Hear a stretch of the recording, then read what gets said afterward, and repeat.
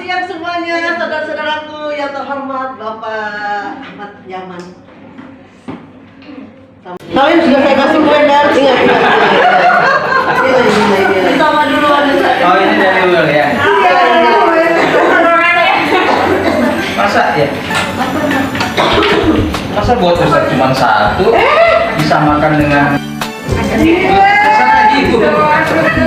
Minta di sini nggak? Punya gaya sendiri itu terserah. Yang saya ada saya dari muda Ustaz. Kalau mana dekat mama gitu kan pulangnya audiensnya kan belum mulai Bu. Anda memang. Assalamualaikum warahmatullahi wabarakatuh. Waalaikumsalam warahmatullahi wabarakatuh. Buah apa ya? Buah kedondong. Cakep. Malah saya jadi pusing dong. Ya Allah. Alhamdulillah rabbil alamin. Wassalatu wassalamu. Kalau bicara. Ulang ya. Saya jadi kontrol gini. Assalamualaikum. Waalaikumsalam warahmatullahi wabarakatuh. Alhamdulillahi rabbil alamin. Wassalatu wassalamu ala asrafil anbiya'i wal mursalin wa ala alihi wa sahbihi ajma'in. Rabbi shrah li sadri wa yassir li amri wa hlul 'uqdatam min lisani yafqahu qawli. Masya Allah. Selamat siang semuanya, saudara-saudaraku yang terhormat, Bapak Ahmad Yaman.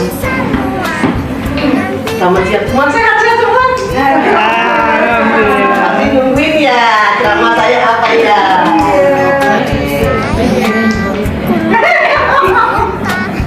Aduh, duduk. Duduk aja teman. Ini saya agak belum kenal semua ya, Ustaz ya? Iya. Ada udah kenal saya belum? Belum. Ada belum?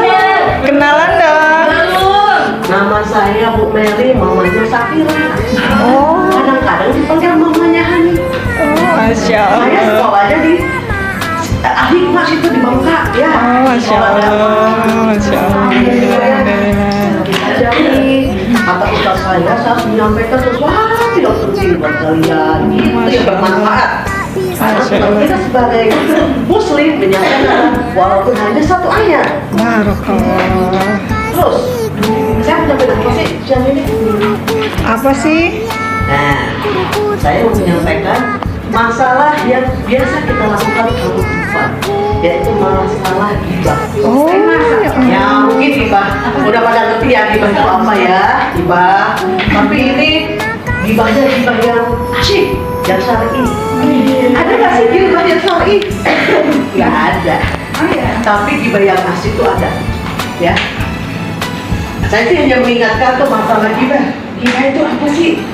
Gibah itu adalah secara gampangnya nih kita membicarakan mengenai kejelekan seorang di saat orang itu gak ada, menciptakan segala sesuatu yang orang itu gak suka di saat orang itu tidak ada, itu gibah. Terus ada nggak sih dalilnya kita nggak boleh gibah? Ada, banyak. Apa tuh, Bu? Saya menyampaikan di Quran Al-Hujurat ayat ke-12, 11, 12, 13 harus banyak mengenai gibah. Ini aja, biar cepat ibu-ibu ya. Takut ibu ngantuk nih, ya Pak ya. Jadi, wahai orang beriman, jauhilah prasangka. Kecamatannya mungkin tuh Pak. Oh iya.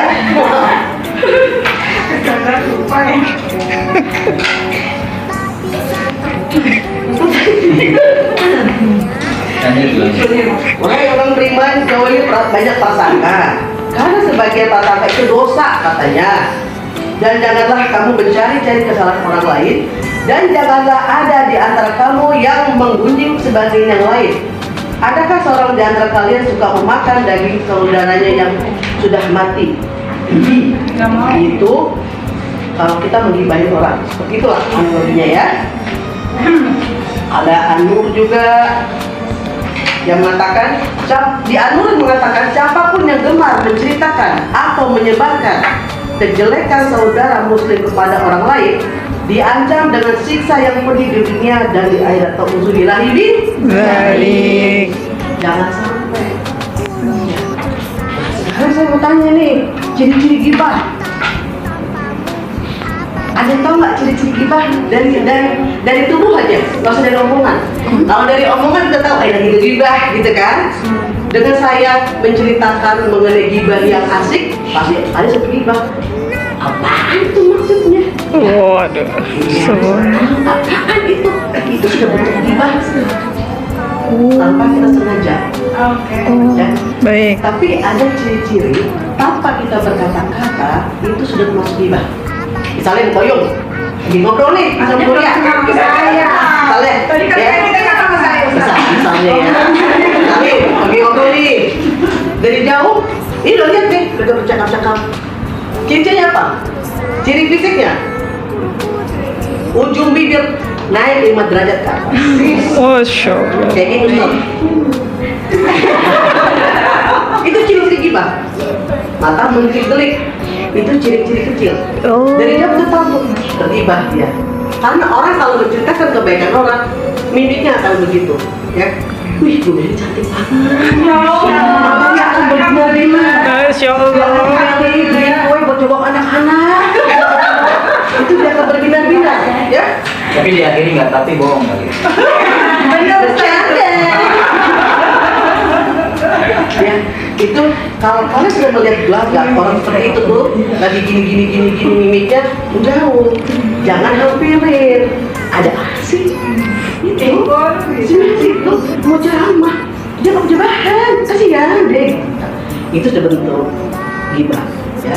Jadi dari kejauhan kita lihat sudah orang mimik seperti itu, kejauhin ini, ya, udah aja daripada dianggap kita makan daging telur sendiri kan udah mati enggak? Terusnya bisa amit-amit, na'udzubillahi min Balik.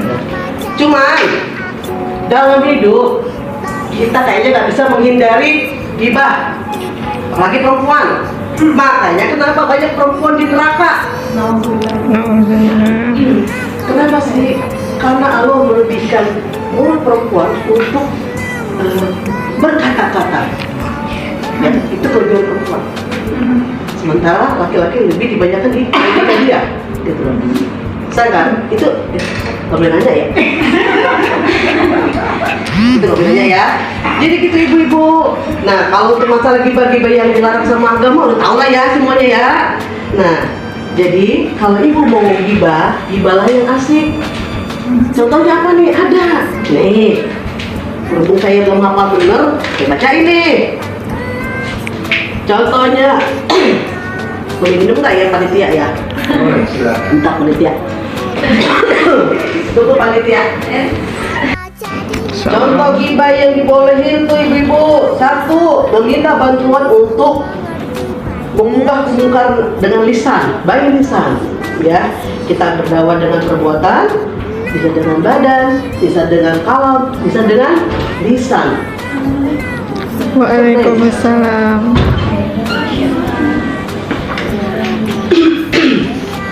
Kayak apa contohnya Bu? Misalnya nih, ya.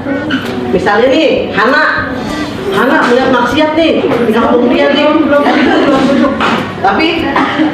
Tapi Hana nggak punya kemampuan buat negur itu orang, buat nasihatin. Karena dia jawara. Ya, gimana ya? Ini pengaruhnya orang udah jelek banget ini. Kalau kita nggak nasihatin gitu kan, kita mau ngomongin apa lo? Kira gitu ya. Nah, itu boleh tuh Hana tuh ngomong sama kiai atau misalnya tokoh-tokoh di kampung tersebut tuh ngomongin, Pak, assalamualaikum Pak Ustaz, itu ada namanya Yaman.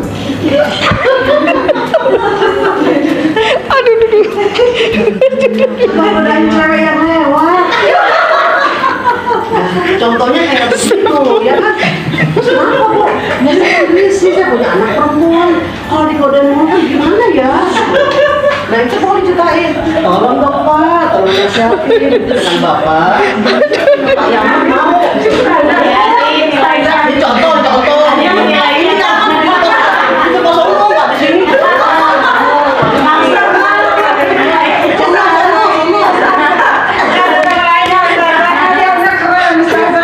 Kali itu kan Israel sana. Ya. Jadi itu menjadi jalan keluar. Ya. Itu boleh. Terus apa lagi nih?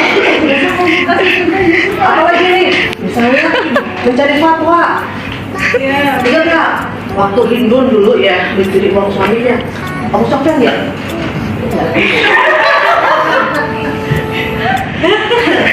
Kalau bapak itu tapal. Saya pernah mengamalkan. Dia nanya sama Rasul, ya Rasul, gimana ya laki gua pelit nih? Bocorin uangnya, buat apaan yang saya ngambil? Murah untuk makan anak-anak. Saya berarti ini ambil uang suami kan? Iya. Oh. Terus gimana ya Rasul? Dia bahagia banget nih gitu. Rasul, gak apa-apa. Sekedar untuk kebutuhanmu ambil gak apa-apa. Dia menceritakan suaminya, ya kan? Sofian boleh nggak? Boleh. Dia cari fatwa. Ya, itu dua tuh. Siapa lagi nih? Mencegah kemaksiatan, kemungkaran. Ya, tadi kalau yang tadi sudah nih. Tunggu, saya lupa ini ya. Maaf ya saudara-saudara ya, emang sudah tua ibu-ibu nih.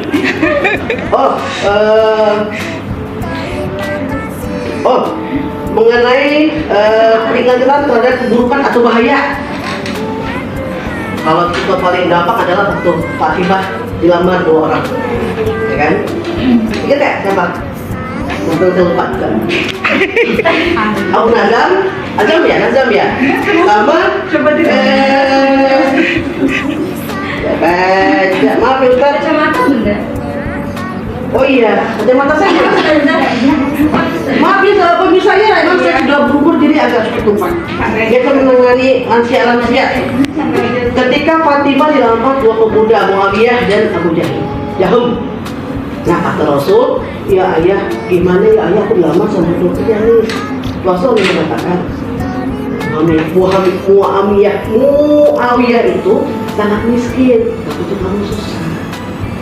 Nah kalau Abu Jahal itu dengan tangan itu ada di hadis Muslim, ya dikatakan seperti itu. Jadi sama bukan solusi. Seperti gampang tanya gini, gimana ya Pak? Saya ada 2 pilihan nih. Kalau saya pagar di sini, itu ibu-ibu yang dalam orang Batak itu ngamuk-ngamuk, ya kan, ngelemparin sampahnya. Tapi kalau saya di sini, pagar yang sini, ada kakek-kakek marah-marah. Itu untuk mencari jalan keluar. Itu boleh nggak? Boleh, ya. Bukannya menjelek-jelekan, oh si orang Batak gini gitu. Karena itu bukan. Itu berapa tuh? Udah 4 ya? 3 ya. Terus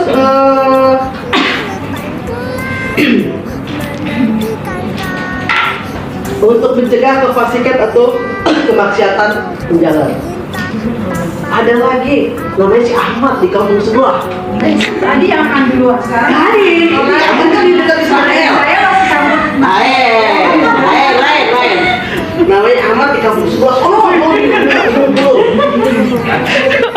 Baru sekarang lagi. 20. Iya itu sangat. Walaupun dia cakep ya, tapi sangat mengganggu kampung.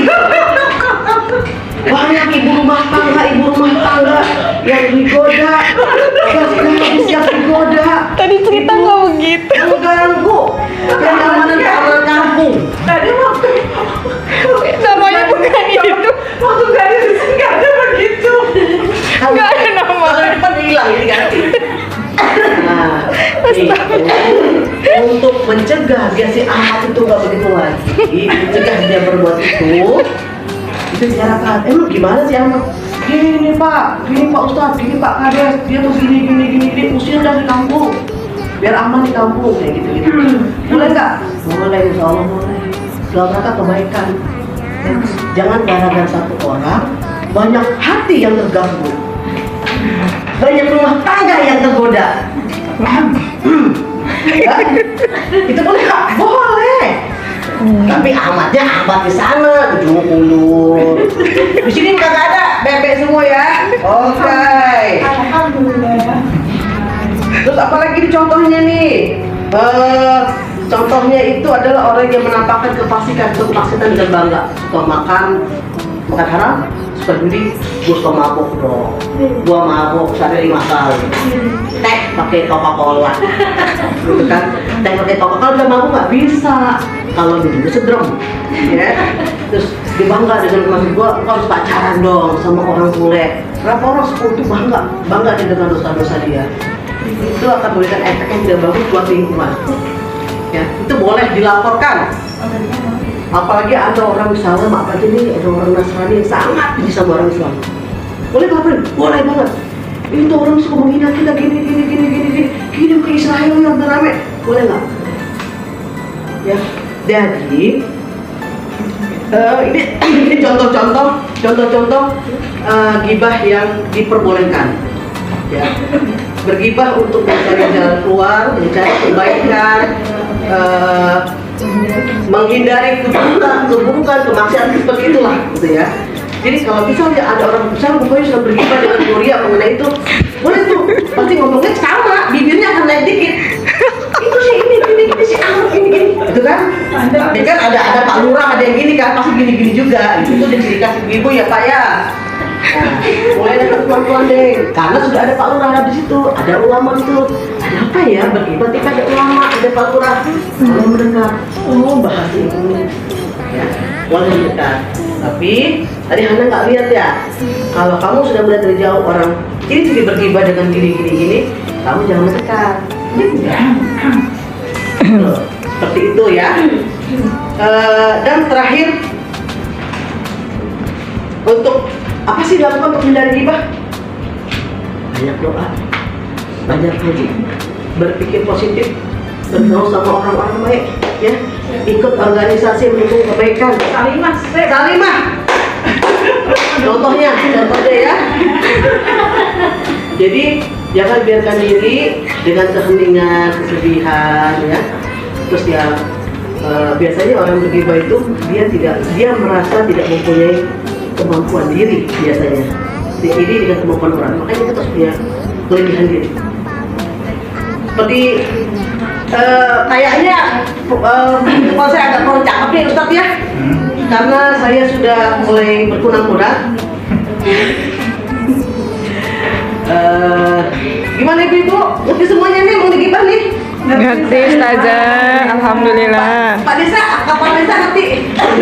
Ya, itu dari saya ya. Semoga ini bermanfaat buat ibu-ibu, adik-adik, bapak-bapak semuanya. Hanya sedikit cerita dari saya, semoga bisa diambil hikmahnya. Berniat mulai sekarang, janganlah mendekati gibah. Amin. Sekian dari saya. Burung cendrawasih, burung Nah ayam. itu Pak. Lagi pulang pikir saya. Assalamualaikum warahmatullahi wabarakatuh. Waalaikumsalam warahmatullahi